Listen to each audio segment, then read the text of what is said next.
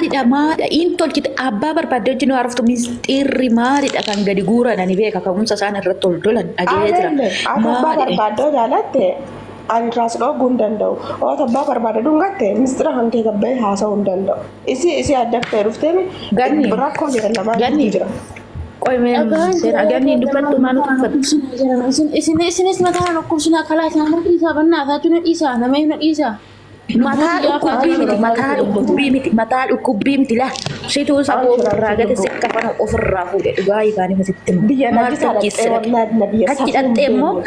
hachi dhattee immoo maaliif iccitii kee namatti matta hin bitattu yoo barbaade keessan nu dubbiste birrii ji'a tokko nu dhuqeessarreen jettu yoo tolerree si kennuu dadhabna. Manatti gahuu fee ongoolitti buutanii dhageeyyuu akka ati Dubaay deemte gaarabbii. Ina cabaccabiin hame hundi keenya haa cabaccabdoota. Isaan lamaan ani isaan caala wal beeku jira akka isaan lamaan wal jaalatu jira. Hunduu foloo itti daldalachuumaa fi malee dhugaa rabbii dubbachuuf taanaan dubbiin cabaccabina dubbiin babal'isina. Walitti araarsa. Namni arrabni fi ilkaanuu walitti bu'aa. Arrabni keenya fi ilkaanuu walitti bu'aa. Dhaaltuu dhaqiitti guutti dawwaliiti fidii kootti walitti araarsinaan. Lafumatti sinamni dubbiin nurra haa dhaabanii jechaa isinii jirra. Tigisti mana banattee mistira Joordaanitti waliin haasa'an. Odoo dhiira faana ciistellee ganni dhiira faana ciiseen jira jetteeni edaa tigisti miidiyaarra fiddee jechuudha. Wanta kana maa dalaggeedha kan jiru jechuudha. Ani memang jatah sana goda netigu marif dubatti iccitii marif uummanni Oromoo hin araarsine kolonii sasaanii maaliif itti gammadanii maaliif hin araarsu bakka haraarsa osin dadhabdan dhaqiitti dawwaliitii fidii kootu caaltu dhugaa rabbii araarsineetu uummata kana lafa taasisu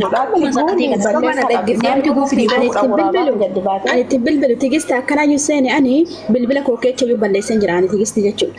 Annama nama akkana bira oolni. Namni falmattu tigisti falmattuun ganni bira irratti tokkaatee falmattu tigistitti sheer kootu jedhii mana hababaa hin dhufti mana kooxaataan qabdu.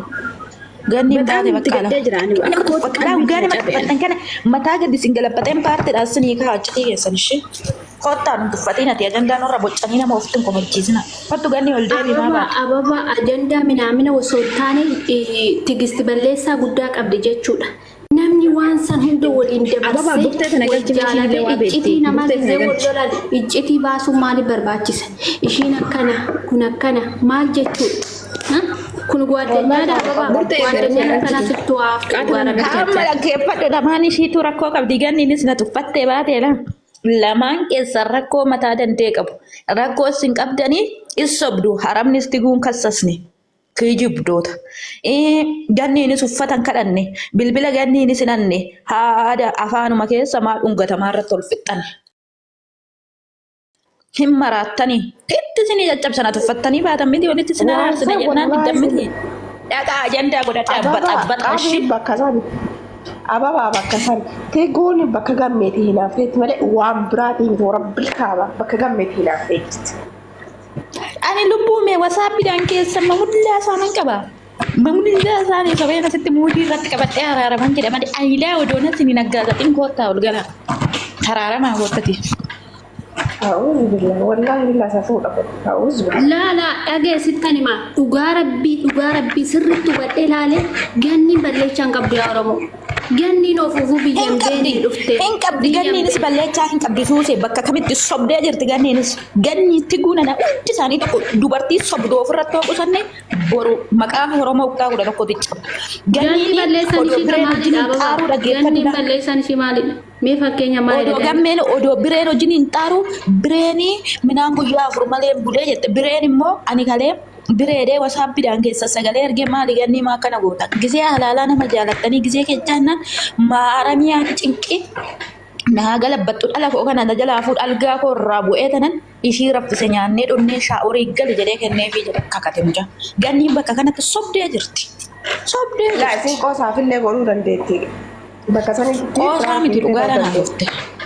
Maal nyaata qoonqoo takkitti torbee lama qoonqoo kootu yoo fudhe maal kottaa ol gala araarama inaa araaramtan taanaan ani falaxaa isinitti cabsara. Guyyaa dhufte sammaa qooqa bultira guyyaa afur. Miidiyaa irratti nyaataa jirte. Ijoollee akkam jirtu nagaa keessanii? Burtee kootu irraa galchina hundi shiidhan ofirraa gadi yaasaa araaramaa jennaan nu didanii ajandaan irratti bocaa jiru. Tokkoon keenya dhaggeeffatu tokko faatu mana gadi nama hin darbin kun faarinnati argisiisa. Nama gaafa galchite gadi hin darbin. Inni lammaffaan Inni darbine ofiif baani. Tigistis taanan gannis taanan bukoo xurii miila keenyatti tokkoon keeshii sila firooraa Irraa galchi araaramaa jennaan didanii irratti irraa galchi. Didan nuti uffatamni didan. yookaan immoo uummanni Oromoo sila kaffi ol isaan gooneef dhaggeeffatamantti sin baruu qabdan. Nuyi holi jettanii ilaalina. Eenyu holi nutu jechuudha ijoollee mana madaamii jirtu. Kana saroota zagaxoota nutu darajaa guddaarra kaa'ee har'a deebi'anii nu sobu jechuudha. Tigisti maali gadittiin akkanatti afaan baddu kun? Ganniin paartii lama qabu kudha warra walitti araaramaa Ganni jettan. seensisaan lakkoofsa tokko barreeffataate ganni harkisudha. Dhaggeeffadhu warri walitti araaramaa jettan. Seenaa meetiin meditaa'e. Ila namni walitti araaramanii isintu lafatti fayyattani akkamitti lafatti hafna nuti ani amma soon hiriyaa koodha siin jedhee paantiin qabu xuuxumaa zajaan qabu mudee siin qabu jedhee haadhoo koodha jedhee sitti madhee miidiyaa irratti baaftee ati mistira koo gadi zaqazaqxee nama jedheen deebi'ee sitti araarama tigisti maa ishiin dhoqqeen sila ganniin gammee dhungattee fi ajandaan bilbila baduu ajandaan maal baduu kun soba. Gizee lama ajumaanitti ganni barbaada deebi'eette tigisti kana kan ishii gubee jechuudha. Tigisti biyyaa diqaalaa lama qabdi. Natu beeka ilmoo ishii abbaa manaa biyyaa qabdi. As dhuftee gammeedhaaf jecha biyya maraachiti jechuudha. Akkamitti walitti araaramaa isin lafatti haftu uummanni Oromoo ajandaan taane qabateen ka'u kan isin baruu qabdan. Gaafa waan tokko ajajaa kotota keessan kaafettan uummata Oromoo ittiin makina.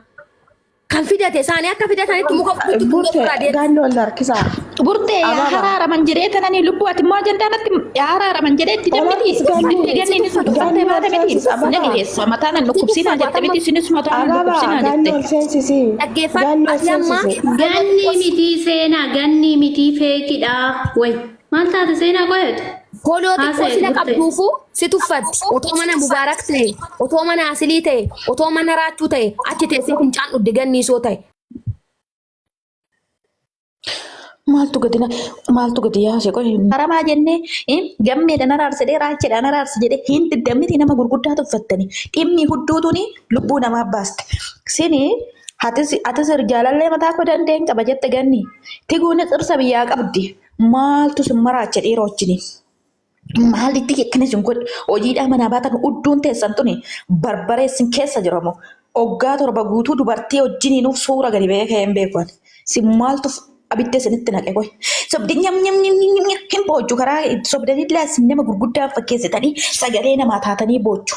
Gisee namni rakkate qaxxanii itti nama galchitu kootu ishii tanaa sagalee ta'e ati beeru jirta ati meessa jirta jettanii itti nama galchitanii keessan nama jalaan qabdan nama tuffattudha. Ani cidii keessan takka takkaan gadi ogeessinii hin guurre hookiin araarama hookiin tiktokii kanarraa bada. Tokko keessaa tokko lafa. Hookiin badaa hookiin tiktokii kanarra araaramaa jennaan nu tuffattanii yaatan miti. Burtee kottu ol deebisi burteedha fi caaltuu ol deebi'aasi. Yaa uummata kana jechuudha araaramaa nurraa dhaabati gunganima wayyoo biinolumaa jette wayineetti jarra godhattee kale. Hindee mana madaamii keessa qaxaramuu dhufte. Tiifuu mee'anis mee kanaafanii Galchaa warri hojii karaatti guufi burtee. dhiisaa isinii jedhe bara.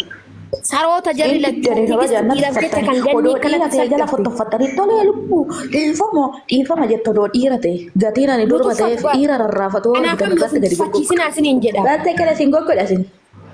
Oo barbaaddan galaa biyya keessatti ani isin ni erbsiisa dhugaa rabbii naffiidha Haara biyya dhiirri dhugaa keessa biyya jirti keessa olif guutee. fixinaa dhiira tokko irratti gammee cuncuna tanarratti olif fixinaa. Makiinaa qaba kaa Biyyatti gammee. uffadheen bira darbara nagaayuun gaafadhu sinasitti birqiisanitti ta'etti rarraatu. Mukti ishii walitti haa gadu nuti Biyaari kun uummanni maraasa. Sheeritti Burtee godhame. nooma siniin jedhe burteetti caccabsitu sana olaa galchaa rabbii irraa galchitu inni didani caaltu takkittii hin gabbarii rabbi. Ajandaa goonyaa dhaqeenani sagalee yalee na dhorkite san jedhanii isaanii dhiisan. Dhugaa waaqa jiraataa jechuudha. Eenyu holi tiktoka kan. mee amma mee gaafa fiintara malee jara sanatti darbite Joordaan jinnii fiddee haramni nu kassaste sobdootee jetta rabni sin kassase. jinnii fiddee ishii maaliin Eessaa achi dhufte akkamitti achirraan achi dhufte siin jedhe gaafii tokko si gaafate namichi kee malsii deebiseef tiguu dubbisuu sirraa cufe.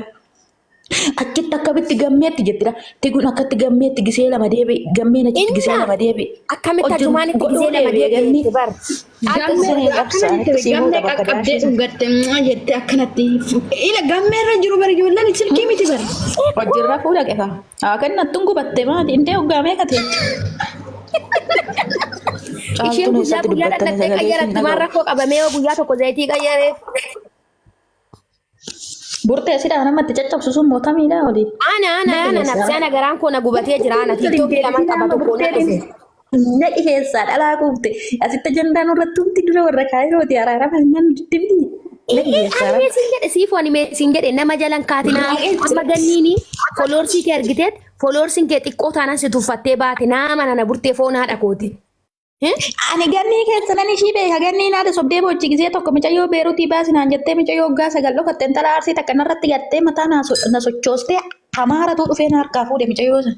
Balaatti si gattee si duukaa hafti gannii. Siin jedh maalinni maayyii dhabar koomentiin dubbifattu koo innaa shillibdaa waan jedheen bar maalinni innaa shillibdaa siin jetti deebiftee hin beektu. Bonqoorroo maayyii waan argitanii feemasiin taasisna. Muka haadha ishii walitti galu dhiira tokko jala yoona tussuun gammee dhugaa waaqaan maquba moggee geessi keessayyuu seeran hin seentuuf kanaaf jecha wal nyaatu. Ijool Dubbadhu ayyaan. Inuma akka abaddan ijoollee kana mi'eessitanii bara dhugaa rabbi ijoollee maayimoota. Isin mee warra sammuu isaanii humaa qafootana guddistanii dhumaayyuu baay'ee qimamitti naqaa jirtu. Dhugaa rabbiitiin hin jedha bara. Dhugaa kee jette waaqa. Tokkoffaa irratti warrumti asuu jirtan amala dhaabbataa qabaadha. Achi jala dhaqxanii warri fincooftanii jirtu as dhuftanii immoo sobdanii warri afuuftanii jirtu koomantii jalattis asirrallee. Kanaafi amala dhaabbataa qabaadha. Addaan wal kuttanii gannii jala tigisti jala jibijaankaa jala deemina. Oromoodha jettee tigistoota walitti qabdee arrabsiti.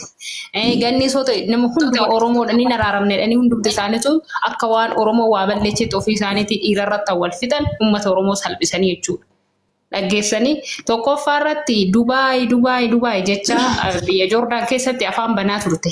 Ganniin jechuudha. As gaafa dhuftu akkanatti jedhee miti asitti jettee gaafa falmattuu bira geechuu gogaa falmattuu uffattee jechuudha. Warra haqa micoo duutetu awwaale.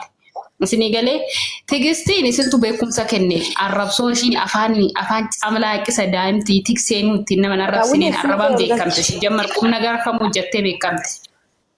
Dhugaa kee jetta ayyaan tokko rabbi dhugaa si haa dubbisu. Kanaaf saroota kana jechuudha warra zama yaada qabu. Ayyuu warra dhiisaa jettanii gaddaa qabee koottaa araaramaa jennaan nu didan. Amma gannii sossobee fidee ol seentee falmattuu dhaqiitti guutuu wali jennaan fooloo koo gadi qabdee na tuffattee baate. Wantoota fal'aadhaa hedduutti sin cabsaa jennaan. Aslii ta'e achi fincaan dhugaa oolti. Hin jedhame ayyaan ani dhugaa waaqayyoo fooloodhaan nama dubbisu ani ilaali yeroo tokko mucaan tokko dhukkubsatee kulaalitiin isaa lachuu feelii ta'ee anillee fooloo 150 wayii qaba tiktookiin koshiin kun ishiin ittiin nama arrabsu kan biraa qaba. Achiin ganni bannaati shi mucaa kanaan sagalee ijoo warri moodiitaraama akkana goggootu qola nama baadiyyaa ta'uusaa arginaan intalli sun nama mucaa sanaa sagalee ta'uu diddi. Gadi baa ofii keessanii feemasii of taasisa kana kotoota gagamaa kan mudeesii keewwachuu bennis haroota kana feemasii dheettanii jalan kaatina. Humna gara maalii hojii kan akka ayyaantu jettu. Waa'ee moodesii dhaggeeffadhu sitti burtee natti daggabaa fi intassinii daggaba. Waa'ee moodesii bukuttuu taasisuu dhuftammoo hojii hojjechuu dhuftanis halloota. Nurraa gadi bu'aa. Xirooftota natti uffatamini guyyaa meeqa cidii hojjetan yookiin sun hojii taagala. Halataa hedduutti sin caccabsa dafaa kaardinani bilbila guute sanis naa kennaa doolaa 20 rabbisiniin dhiyeessu sin galle naa kennaa. Innaan sagalee kudha qabu. Yoo kana jeesan anjettee natti taphachaa oolte hollaa loomtoo fajjeesee hin jiru. Tulis asirratti jeesan natti hundee mataa tokkostee na bareechite. Tulis ganniin bilbila fudhate. Seerra gabbaa. Daafaa ol ba'aa odoo na dhiiraggeessanii na tuffattee baate miti ganni odoo aslii ta'e jalatti gororta osoo dhiira mubeekoo raacheekoo bucheekoo jala hudduu keessan banatti odoo gammee odoo soolii ta'e xirooftota nu tuffattanii intala dhalaa dheettanii too malbaa keessaniitiin araaramne malbaa keessanii ajandaa nurratti goortu kosiiwwan ajandaa nutti hin guurina Hudi haadha nyaattu. Sareen kun isaan kun waan baruuf Maal jalaa baadeffanis sobdanii tokko bilbila jettu tokko araban nu kassase jettu. Safuun dhugaa rabbii dhugaa qabda. Dhugaa aduu sana immaan harcaastee boochee iyyitee miidiyaa kanaa kan waliin dheessita. Qoy kaayyaantu tiguun duuta jedhee ani mana muni hirmaallaan jedhe ganniin of silistee kanan ani ganni tiguun hin sadhatte maanutti nimne kalee viidiyoo jinu waraabdee dhegaa fi takkittii ishii gaafatee fi safoo tiguun duute safuu tana tajjeesinaan jedhanii ganna galabbatan. Jadi nagalabbatanii isaan booda takka maal jette hawwii kan jettu wallaahi billee jette gaafa tiguu fi mana tiguu dhaqanii kenniinfaaf viidiyoo masmurii waraabat gammee achi harkiste safuun tunnaan jedhanii narratti kakatan sobaa. Ani garuu biyya beerut keessa jira duwaan jiru kijibtoota. Suura koo gadi galabbattanii narra afuuftananii islee sin odin ajjeesi sin ol baraaraa jedheen callise malee ani aaruu dadhabee miti ishii gisee sin akkana. Ammas yoo araaraman uummata Oromoo gadi ba'anii dhiifama gaafachaa sanu. Uummanni Oromoo isaaniif iyyee malee machi naagisa isaan dhiira wajjin.